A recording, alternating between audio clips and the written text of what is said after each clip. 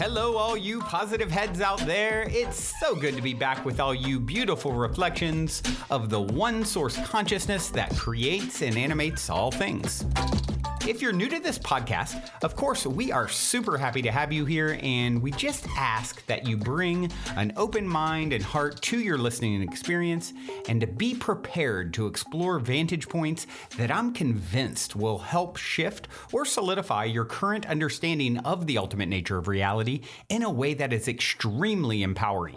Speaking of exploring powerful perspectives, I'm super excited to announce that on January 5th, I'm going to be freely gifting each of you my very first book, The Golden Key: Modern Alchemy to Unlock Infinite Abundance. In the book, which was initially shown to me in a dream and has been followed by a next level amount of synchronicity, by the way, I share the keys to manifesting abundance that I've personally discovered over 20 plus years of trial, error, and deep exploration of these perspectives, as well as one golden key that ultimately ties them all together.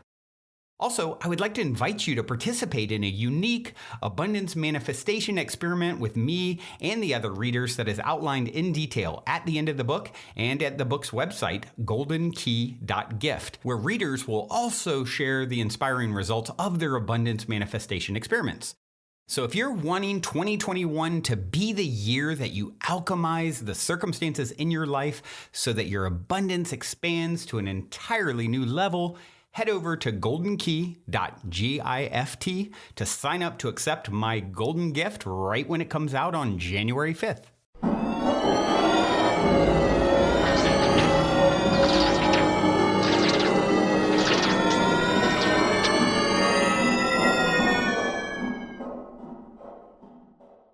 All right, all you positive heads, welcome back to another episode of the Positive Head Podcast. So happy to be here with you all, as always, and always going to dive deep into the subject of compassion today. Before I do, I would like to take a moment and read a review on iTunes. You guys know I love my reviews. Not only do they help us to reach new people, since iTunes is the holy grail of all things podcasting, but they also help to fuel my fire and continue feeling motivated and inspired with this labor of love project. So I appreciate those of you who have reviewed, and if you haven't done so, I would appreciate you if you did. If not, that's okay too. But this one came in by Heatherly HB. Heatherly said, "I've been following this podcast for a while. Thank you for offering 5 days of positivity. Sometimes when a day is filled with everyone's quote-unquote reality, I remind them to think more positive thoughts. I try to spread positivity wherever I go. This is the one place, and only sometimes, where I can refill my batteries. Brandon, you are truly a gift. Your viewership should be multiplied by 10 because everyone that listens to you spreads positivity to everyone they meet." Oh, thank you so much, Heatherly HB. That means the world to me to get your feedback, and so happy to hear that I am inspiring you and you are inspiring others. Isn't the butterfly effect a beautiful thing? You never know that one person that you have an uplifting word to, or you see something beautiful in and you speak it. If you see, you guys have probably heard the quote before. If you see something beautiful in someone, speak it. I love that quote, and I really am striving to embody that more and more. Oftentimes, we may think something nice and we don't say it. And then how often do we say something where we're agitated, right? You don't really need to worry about ever holding back then because you're so filled with energy to speak that, right? Well, what if we were filled with the same energy to speak something that really inspired us or something beautiful we see in someone else? So, yeah, just a little thought to really go along with the whole theme of today, which is compassion. And this came up for me as a topic that wanted to come through today after seeing, I got up today having my coffee and just checking out some stuff on Facebook, and a friend of mine had shared an article about this guy who at Burning Man a few days ago, on the night of the burn, he ran into the fire and he died. He broke through the barrier and basically committed suicide in front of, everyone. And such a tragic thing to have happen, and for so many to witness. I'm sure it was very traumatic for a lot of people, and I can only imagine his family and friends and the people that saw it, and the pain that obviously he was feeling, or was he in a state of was he mentally ill? Was he high on drugs and hadn't slept? What was it? Who knows? But one thing that I think is super important is to, have compassion. And these sorts of events, sometimes you see people who just come out with not that they're bad people, just focused on the wrong thing. And a friend had posted the article, and someone's response to it was, "Good, idiot. Anyone who runs into the fire deserves to die." And I just, it just struck me. It's like, wow, where is this person's compassion? This is a son. This is someone's son, or maybe someone's father, or someone's husband, or lover, or best friend, or, what was that? And I had to reply, like, what do you think that person was going through? Do you think maybe they could be mentally disabled? Maybe they just lost a child themselves in a tragedy, and they were so distraught that they did this thing, and, anyway, it just kind of really brought this whole idea of compassion up for me. And I found a quote that I absolutely love by Ram Dass. It says, "I would like my life to be a statement of love and compassion. And where it isn't, that's where my work lies." And if we can all, adopt that, your life statement is one of love and compassion. You're not here. No one's going to care when you die. No one's going to say, how many degrees did they get? How big was their boat? How successful were they, in monetary terms? I believe the only thing any of our souls will want to look at, and it won't be with judgment, it will be with reflection, right? On how much love and compassion did they share? How many people did they touch? How many did they inspire? Salvador Dali said, a true artist is not someone who is inspired, but someone who inspires others. And how can we best inspire others? With compassion, with love, with understanding. If you want others to be happy, practice compassion. If you want to be happy, practice compassion. That's the Dalai Lama. And, it's such a powerful, powerful tool, when you start bringing compassion and start to bring the other person's perspective into it. As someone who's always had such passionate viewpoints, it's so easy when someone has a different viewpoint to put up those egoic defenses. And I've had to work really hard at that, and to try and see from other people's viewpoints and know not everyone is seeing things the same way as I am. And I encourage everyone to work on that one too. It's a tough one, right? But, I've really been inspired by my own child, my son.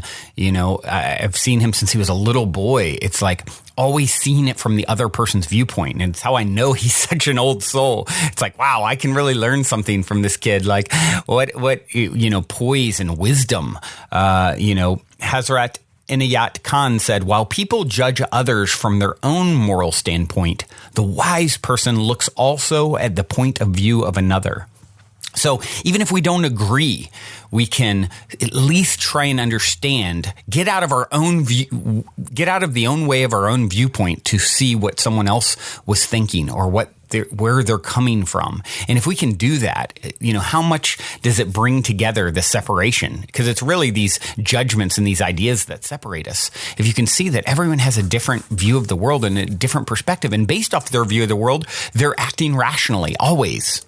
How much compassion are we letting into our world? How much is coming through? When you realize that you will feel the repercussions, whatever you're putting out is what you're going to feel back, right? Do you want more compassion? Do you want more love? Do you want more understanding? Do you want people to see your viewpoint more? Seek to see other people's viewpoint more. And certainly drop the judgment if it's different than your own. Reacting. Instead of reacting, let's proactively seek to see it from all the angles. This is the signature of a wise soul, right? I have a little clip here by the one and only Dr. Wayne Dyer. It's called Compassion is the Key, titled Compassion is the Key. It's by Monkey Keith, or I found it on Monkey Keith's YouTube page. Relatively short clip, but packed with compassionate goodness. Let's take a listen.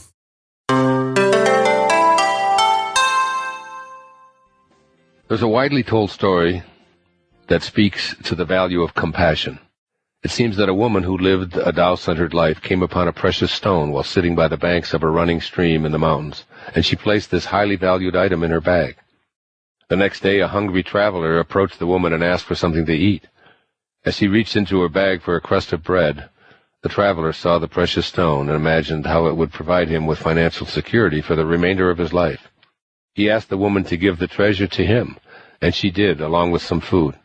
He left ecstatic over his good fortune and the knowledge that he was now secure. A few days later, the traveler returned and handed back the stone to the wise woman. "I've been thinking," he told her. "Although I know how valuable this is, I'm returning it to you in the hopes that you could give me something even more precious." "What would that be?" the woman inquired. "Please give me what you have within yourself that enabled you to give me that stone," said the man. The woman in this story was living her life from a sacred place of compassion, which is the seventh and last principle for an excuses-begone life. Compassion and excuses. It's impossible to need excuses when the focus of life shifts to how may I serve. Thinking of others first, reaching out to them despite how it might inconvenience you, causes you to feel joy, which is what the hungry traveler was actually seeking. This gift of feeling good or feeling God within comes from serving and surrendering rather than asking and demanding. There's no room for blame in your life as long as you live with kindness. And excuses, regardless of their form, are all about blame. Blaming your past, blaming the economy, blaming your perceived personal flaws, blaming God, blaming your parents, blaming your children or your spouse, blaming your DNA. There's no shortage of circumstances, people, and events to blame, and there's no shortage of blame itself. When you shift to compassion, blame disappears. So no matter what you may want for yourself, discover how you can want it more for someone else, and then make that shift. In that contemplative moment, compassion will eradicate finger-pointing and trump excuse-making. And you'll begin to think like God thinks, serving, offering, giving, and loving freely. The wise woman in the mountains who gave the precious stone to a stranger had no need to think about poverty or unhappiness, to hold a cynical view toward the greedy masses, or to explain the way she lived her life. Why? Because her ego was out of the picture, and love and service reigned supreme. I've certainly found that when I remember to nurture kindness and courtesy, everything in my life seems to move towards more harmony and peace, to say nothing of how much better I feel when I'm giving rather than wanting. I heard the Dalai Lama speak on compassion some years back, and the essence of his message contained these 2 points. 1, that compassion is the single most important quality that humanity needs to learn. This is the way to find happiness and health and to feel successful. And 2, that war and violence would become extinct in 1 generation if, beginning at the age of 5, children were taught to meditate on compassion for an hour a week for the rest of their lives. Such is the power of a compassionate approach to life, which is truly thinking of others and living by the ancient golden rule.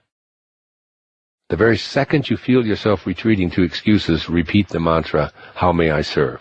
Then act upon the answers you receive. You'll become aligned with universal mind, which is always giving, and the bonus is that you'll notice the universe asking you back, "How may I serve you?" As your compassion for others flows back to you, remember the truth I've written about many times in this book. You do not attract what you want. You attract what you are. So make compassion be what you are.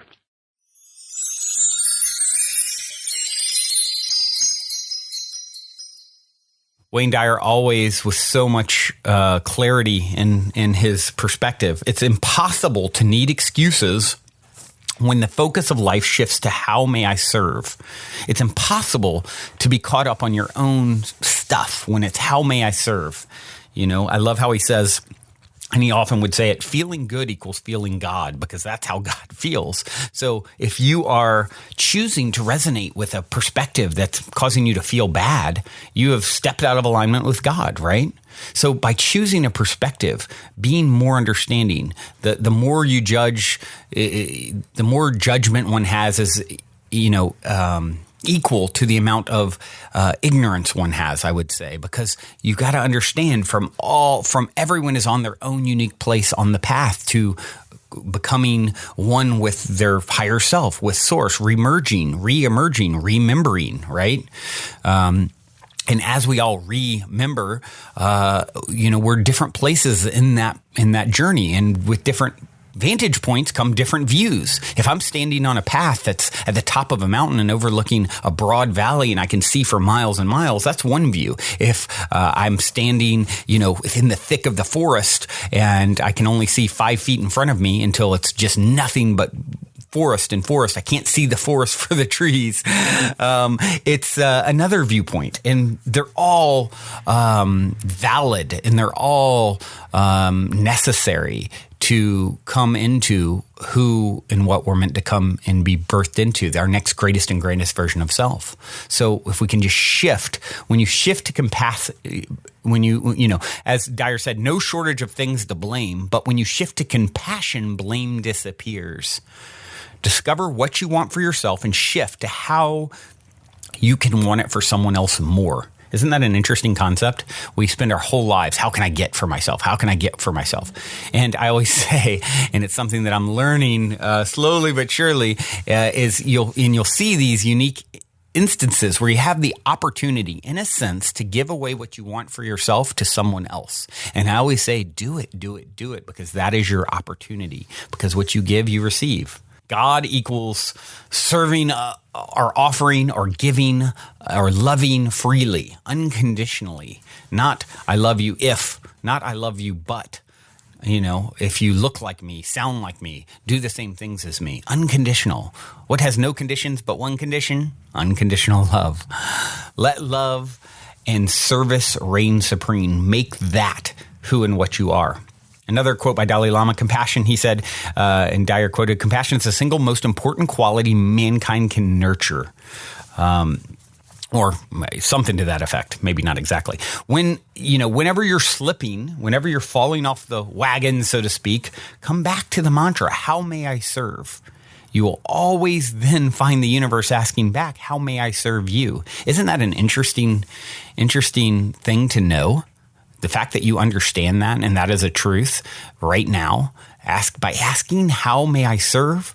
The powers that created all things then turn and look at you, essentially, and say, how may I serve you? This is how you get what you want, by giving it away, because there are no others, right? You don't attract what you want, you attract what you are. So let's be compassion. Let's be love. Let's be non-judgmental. Let's reach further to understand someone else's perspective, and certainly not turn on them for being different or having a viewpoint that doesn't match our own. If the world would do this, if the world could learn this, as Dyer said, within one generation, all war would disappear. And we're getting there. We're slowly getting there. We're slowly but surely, maybe not in one generation, maybe. Who knows? How powerful, how much do you have to give is the question. I know giving this broadcast to you all is such a labor of love, and I'm so grateful for each and every one of you who've been through all of it with me, through the ups and downs and lefts and rights and times that you've questioned what I've said or haven't questioned what I've said and just resonated. It's all so beautiful and it's all so perfect, and I hope we're all growing from it together. I know I am. I appreciate and love all of you. I'm here to serve, and nothing has ever felt better in my life. With that being said, I have a beautiful song to leave you all with. This is by Kongi. The song is called Somnium. Hope you enjoy as much as I do. Love you all. Also, before we cue up today's song, I wanted to remind you about the game with the universe on our website, where you can choose the first number that comes to your mind, and it'll pull up that episode number of the podcast. I've been saying this is a great way to co-create synchronicity and magic with your higher self for quite some time. And if you go to positivehead.com/universe, there is a super fun and simple interface to play this game with your higher self. I firmly believe just by setting the intention to play in this way, it opens up the door for magic, and it's a synchronistic way to hone in on nuggets of wisdom out of the huge catalog of episodes that are specifically appropriate for you at this time in your journey to becoming the next greatest and greatest version of yourself. And it also makes for a super fun way to spark the curiosity of friends and family by having them choose a number, so they'll hopefully go and check out their number as well, which I greatly appreciate because it helps us to spread the word about the podcast. Once again, the address is positivehead.com/universe. And as a quick reminder, if you're curious to learn more about Purium superfoods and why I take them almost every day, be sure to also check out positivehead.com/transformation. On this journey of becoming the next greatest and grandest version of ourselves that we have all embarked upon, I cannot stress the importance of managing your physical vibration enough. And quite honestly, Purium has put together the simplest plan I've found to do so. I have my favorite, the Appleberry Shake, at least 5 times a week. Once again, to learn more about the Purium transformation, go to positivehead.com/transformation. Or if you want to keep it simple and just try out my favorite, the Appleberry Shake, you can go straight over to ishoppurium.com and be sure to use code positivehead for 25% off. I'll spell that for you. It's ishoppurium.com, and be sure to use your positivehead 25% coupon code.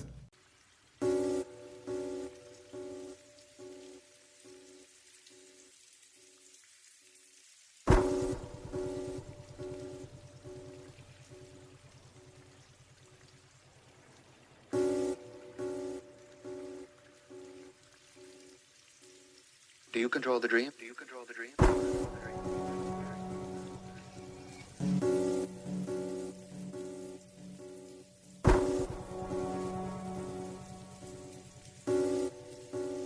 Do you control the dream? Do you control the dream?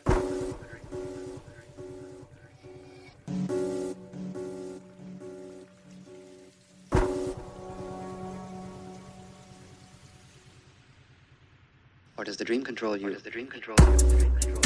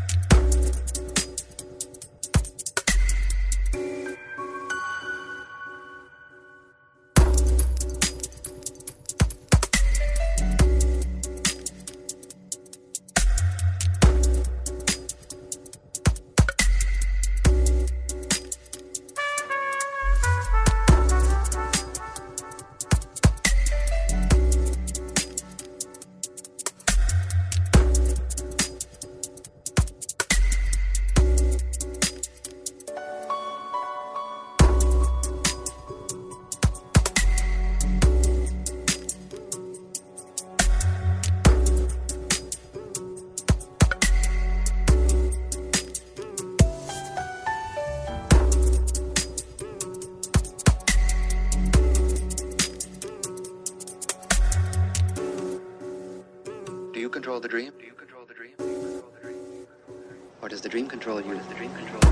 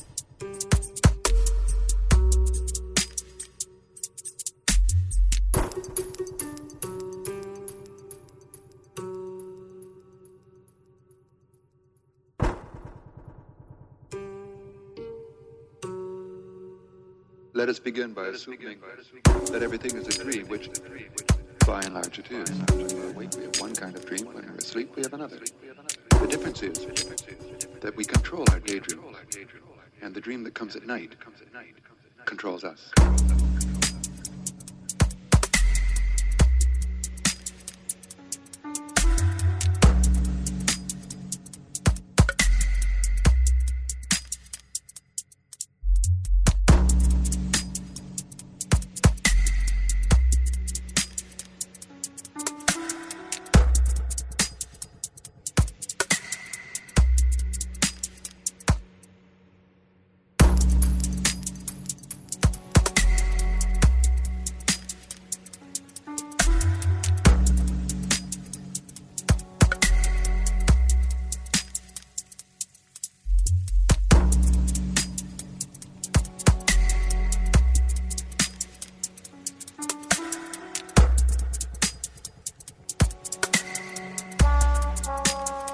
us begin by assuming that everything is a dream, which by and large it is. When we're awake, we have one kind of dream. When we're asleep, we have another. The difference is that we control our daydream, and the dream that comes at night controls us.